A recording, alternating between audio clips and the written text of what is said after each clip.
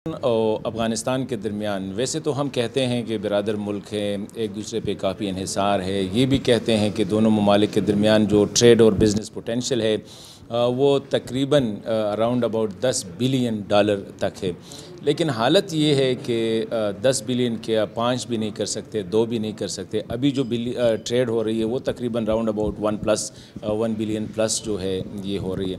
बुनियादी प्रॉब्लम्स क्या है? इस वक्त मेरे पास बैठे हैं अफ़गानिस्तान के लीडिंग बिजनेसमैन अजमल साफ़ी साहब भी बैठे हैं।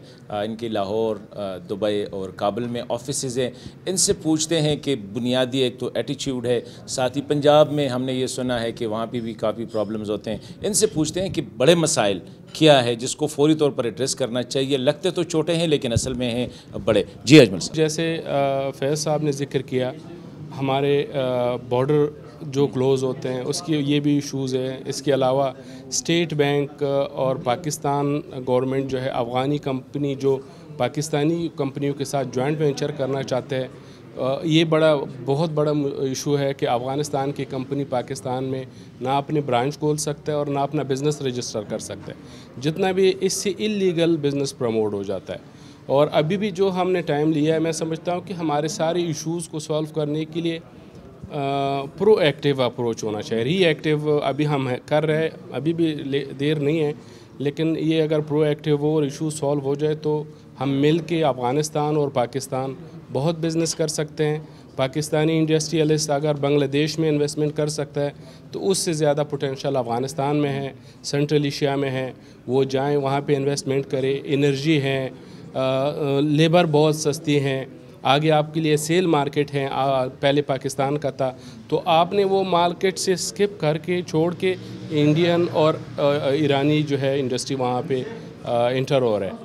तो ये जो है ना, अगर वहाँ पे ज़रूरत है तो जॉइंट वेंचर करके अफ़गानिस्तान में फैक्ट्रीज़ लगाया जाए। अफ़गानिस्तान में फ्री जोन बने हैं जो सेंट्रल एशिया के लिए, वहाँ पे जॉइंट वेंचर करके अफ़गानी और पाकिस्तानी कंपनीज़ वो फ्री जोन में इंडस्ट्री लगाया जाए और वो आगे सेंट्रल एशिया मार्केट को कैप्चर करें। अजमल साहब, मैंने ये सुना है कि पाकिस्तान की जो पॉलिसी मेकर्स है वो दो पर्सोना नॉन ग्रेटा टाइप के बिजनेसमैन है, एक हिंदुस्तानी को और एक अफ़गानी को। कहते तो हम हैं कि अफ़गान हमारे भाई है, ये है वो है, हिंदुस्तान तो दुश्मन है, अज़ली दुश्मन के तौर पर।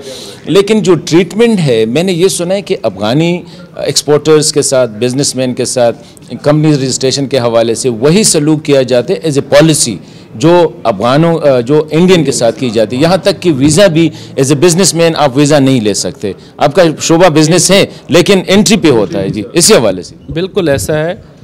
मेरा जो बिज़नेस है, मैं पाक अफ़गान जॉइंट चैम्बर का भी मेंबर हूँ, सार्क एग्जीक्यूटिव कमेटी का भी मेंबर हूँ, और मेरा दुबई में भी कंपनी है। मेरे पास दुबई का रेजिडेंस वीज़ा है, रेजिडेंस कार्ड है, लेकिन पाकिस्तान में लाहौर में मेरा ऑफ़िस है और वो ऑफ़िस कोई रजिस्टर नहीं है, मेरा कोई बैंक अकाउंट नहीं है और मैं एंट्री वीज़े पे पाकिस्तान आता हूँ।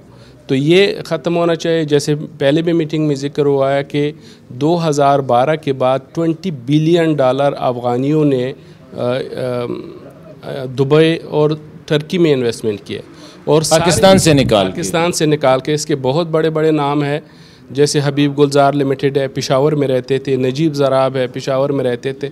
सारे लोग यहाँ से शिफ्ट हो गए हैं दुबई और टर्की। उसका रीज़न ये है कि यहाँ पे हमारा कोई लीगल स्टेटस नहीं है। और मैं समझता हूँ कि इस सारी इश्यूज़ को उठाने के लिए अगर हमें मीडिया कवरेज मिल जाए तो हर प्लेटफॉर्म पे जाके, हर स्टेज पे जाके। ये भी सुना है कि अफ़गान बिजनेसमैन जब पाकिस्तान आता है तो वो होटल उसको कमरे नहीं देते हैं। जी, दहशतगर्द समझा जाता है। बिल्कुल ऐसा है। मैं इसमें भी मैं समझता हूँ कि अफ़गानिस्तान में भी मीडिया जो है कुछ ऐसे मिसअंडरस्टैंडिंग है और पाकिस्तान में भी है।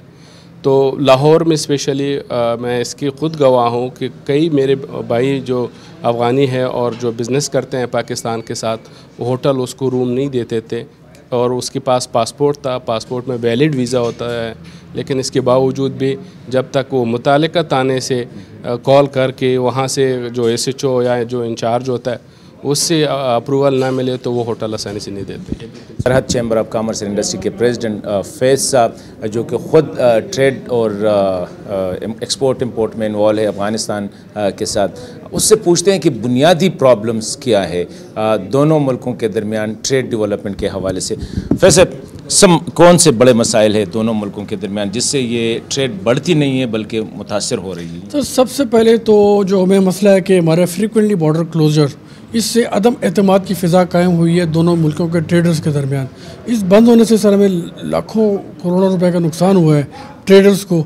ये सबसे बड़ा हमारा जो बुनियादी जो नुकसान है। दूसरा, हमारे sir government to government dialogues का ये जो फुकदान है सर, ये कंटिन्यूली इनको मीटिंग्स आपस में कंडक्ट करने चाहिए, हाईलाइट करने चाहिए, जो प्रॉब्लम्स ट्रेडर्स ने हाईलाइट किए उनको आइडेंटिफाई करें और उन पे काम करें।